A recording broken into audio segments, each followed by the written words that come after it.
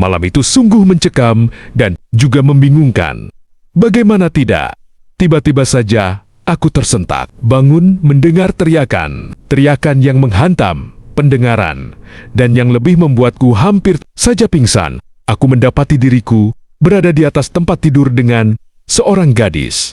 Astaga, kami tidak memakai sehelai benang pun menutup tubuh kami.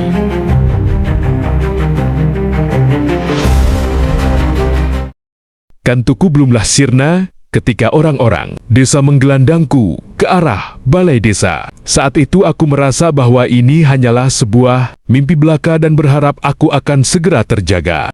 Kalian telah mengotori kampung ini dengan yang telah kalian lakukan. Suara bentakan Pak Rashid, kepala desa kami, mulai membuatku sadar bahwa semua ini bukanlah mimpi dan bukan pula sebuah perkara yang main-main.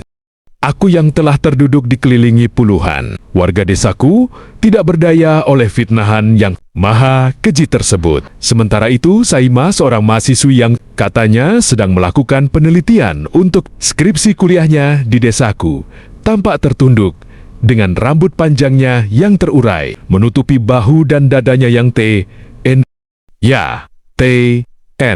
Tidak sehelai benang pun yang melekat di tubuh gadis itu. Belum sempat aku membenahi rasa terkejutku melihat tubuh polos milik Sima yang seakan tengah menjadi pertontonan gratis.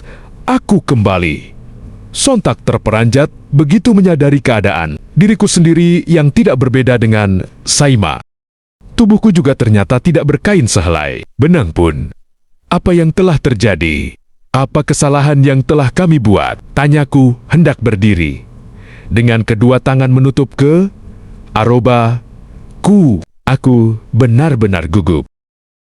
Plakaak, sebuah tamparan panas menempel pedas di pipiku sebelum aku sempat berdiri sempurna. Kubalikkan wajah untuk mengetahui siapa yang telah berani melakukan hal tersebut kepada diriku. Dasar kau tidak tahu malu. Masih juga kau bertanya, apa yang telah kau lakukan? Kau telah dengan gadis kota ini, teriak seorang pemuda bernama Leon, lantang dan berkacak pinggang selantang tamparan yang baru saja ia daratkan di pipi kananku. Dirinya adalah putra tunggal Pak Rashid, sang kepala desa. Nikahkan saja mereka daripada membuat malu desa kita. Ya betul, suara riuh warga bergema bersahut-sahutan di malam itu, entah pukul berapa. Tidak. Apa yang telah kau perbuat, Kak Fadel? Bukankah besok kita akan menikah? Kakak, aku minta hanya mengantarkan undangan kepada Saima, tapi kakak malah roba urinya. Pekik kekasihku, Amira yang tiba-tiba muncul di hadapanku dengan menangis histeris dan menutup wajah dengan kedua telapak tangannya. Dirinya pasti sangat malu melihat keadaanku. Amira, kakak tidak melakukan itu. Tolong kakak, Amira, ini adalah fitnah. Tanpa memperdulikan keadaanku, aku mendekati Amira yang terlihat sangat syok. Dirinya diapit kedua calon mertuaku yang memandang jijik dan hina kepadaku. Amira memalingkan muka, wajahnya merah, menahan malu dan air matanya berterjunan. Di pipinya, aku bisa melihat itu setelah Amira menurunkan tangannya dari wajahnya dan menatapku seakan turut menghakimi. Amira, kupanggil namanya dan aku berlutut di hadapan calon istriku itu. Menjauhlah dariku, Kak. Aku tidak sudi kau menyentuh kulitku walau 1 mili pun. Pekik. Amira mundur menjauhiku. Amira, ayo, tunggu apa lagi?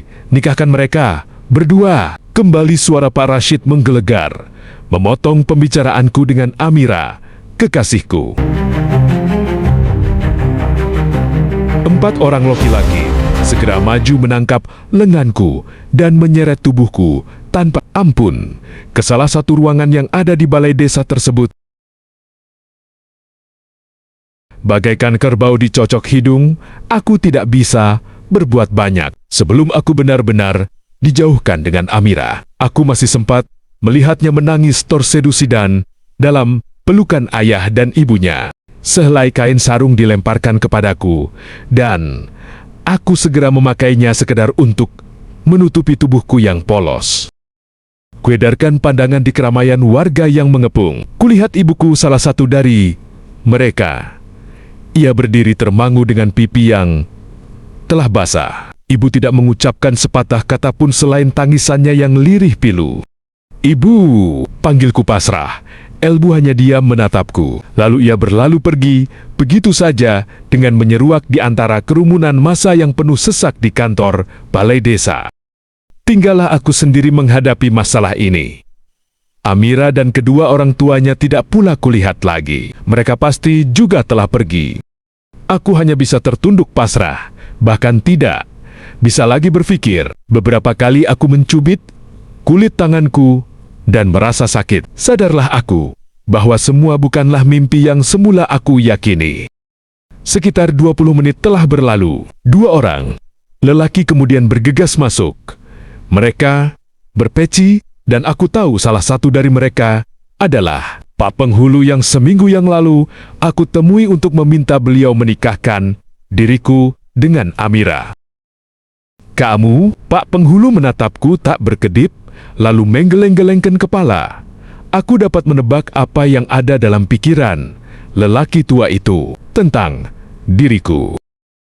Beberapa orang warga menata meja dan aku kembali digelandang untuk duduk menghadap meja tersebut. 2 menit kemudian, Saima juga dipaksa duduk di sebelahku. Gadis itu kini memakai kain sarung menutupi tubuhnya dari dada ke bawah. Kami berdua malam itu dinikahkan paksa tanpa bisa menolaknya. Bahkan kami tidak diberi kesempatan untuk menjelaskan apapun kepada mereka. Saah. Suara kompak warga begitu lantang bergema. Begitu diriku selesai mengucapkan ijab kabul dengan suara enggan. Dengan demikian, aku dan Saima dianggap sudah sah menjadi pasangan suami istri setelah melepaskan tangan Pak Penghulu aku tertunduk lemas. Samar-samar aku dengarkan lelaki tua itu membacakan taklik nikah dan beberapa nasihat untuk aku dan Saima. Tapi, manalah itu yang aku dengarkan. Aku tidak menerima pernikahan paksa yang berdasarkan fitnahan keji ini. Aku sangat yakin bahwa aku dan Saima tidak melakukan apapun seperti tuduhan mereka. Dengan memilih pelipis, aku mencoba untuk mengingat kejadian yang membuat aku dan Saima dibawa ke balai desa ini. Aku tidak lupa bahwa sehabis Isya aku mengantarkan selembar undangan ke tempat tinggal Sima. Amira yang menugaskan diriku karena semenjak Sima berada di desa kami, Amira bersahabat dengannya, sedangkan aku baru bertemu Saima malam itu.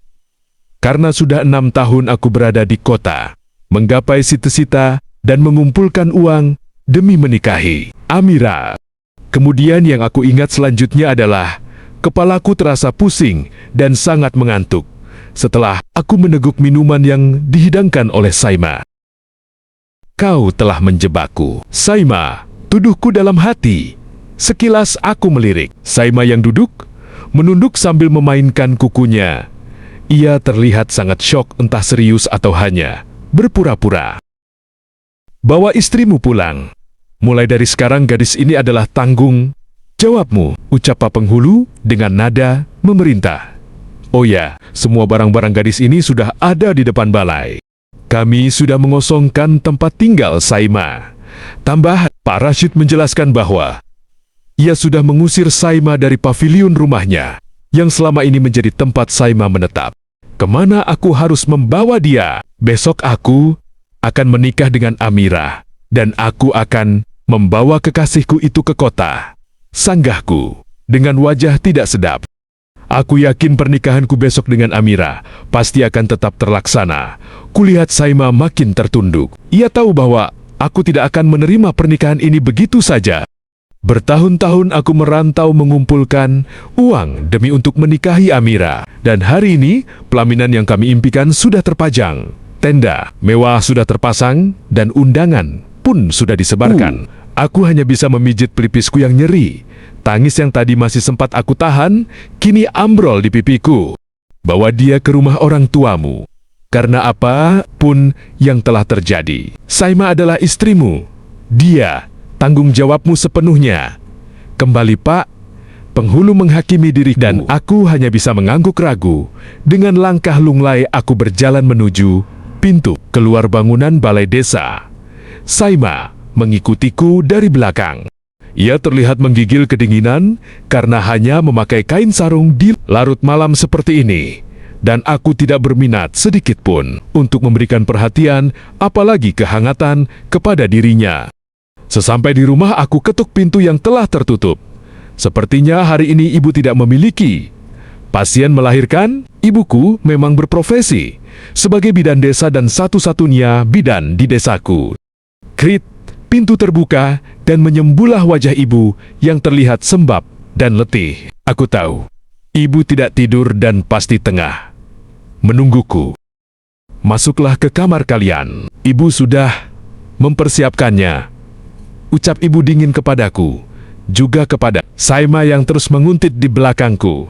Bahkan ibu tidak memberi jeda waktu untuk kami berdua menyalaminya. Setelah mengatakan itu, ibu langsung masuk ke kamarnya meninggalkan aku dan Saima di ruang tamu. Tanpa banyak bicara, aku berjalan menuju ke kamarku.